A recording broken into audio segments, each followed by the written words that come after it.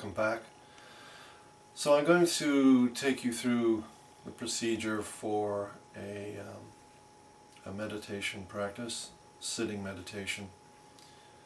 And the first thing that's very important is to find a space in your home that you can come to whenever you like, where you won't be disturbed.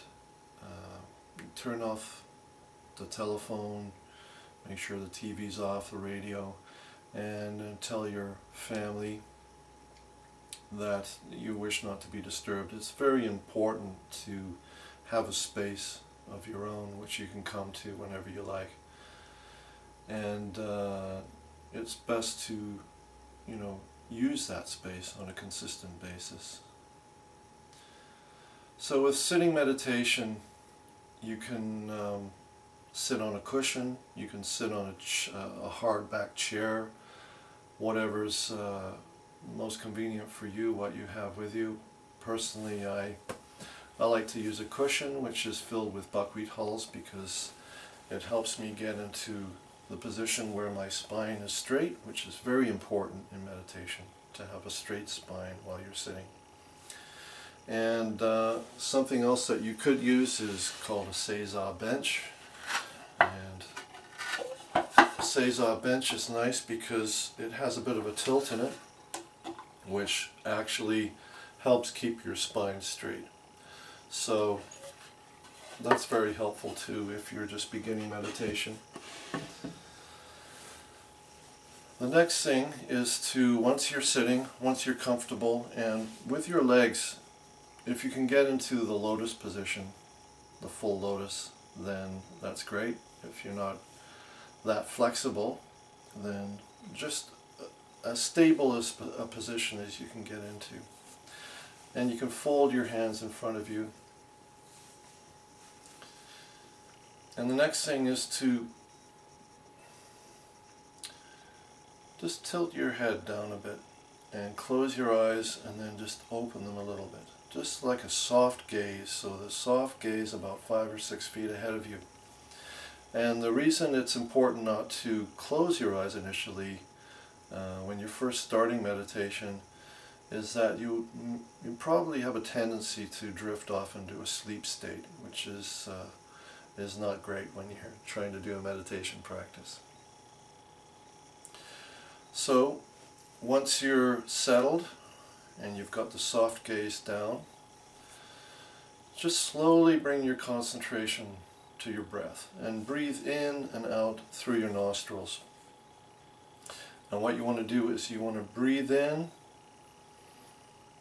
down into the abdomen and then breathe out and follow your breath. Be mindful of the breath coming in and mindful of the breath coming out. And we call this belly breathing. It's very important to breathe down into the belly, and you can actually put your hand over your belly to feel the expansion, to make sure that you're breathing into your belly. A lot of us during the day have a tendency to only use chest breathing, but for a meditative state, it's very, very important to breathe into the abdomen. You get a soft belly. Breathing in,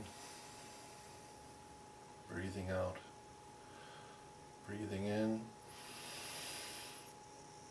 and breathing out. And you just follow your breathing. Now while you're sitting, following your breath in, you can follow it in through your nostrils, feel the sensation of it going down into your abdomen, and then back out again. Now during your breathing, you'll most likely have thoughts popping up in your head. And the thing to do is, sometimes you'll get lost in a thought. And that's okay. But when you realize that you're lost in a thought, slowly bring yourself back to your breath. Bring your concentration back to your breathing and just let the thought vaporize. And it may happen, at least in the early days, that you'll get lots of thoughts. And the important thing, the really important thing, is to not beat yourself up about it. Be kind to yourself. That's very important. And so just when you notice that you're off in a thought somewhere, just bring yourself back to your breathing. Breathing in, breathing out, breathing in, breathing out. And be very mindful. Breathing in, I know I am breathing in. Breathing out, I know I am breathing out. So this is the essence of the practice, and it's the best place to start really is mindfulness on the breathing.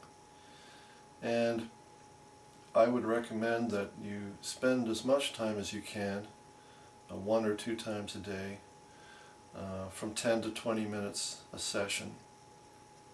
And then that will really help establish your practice.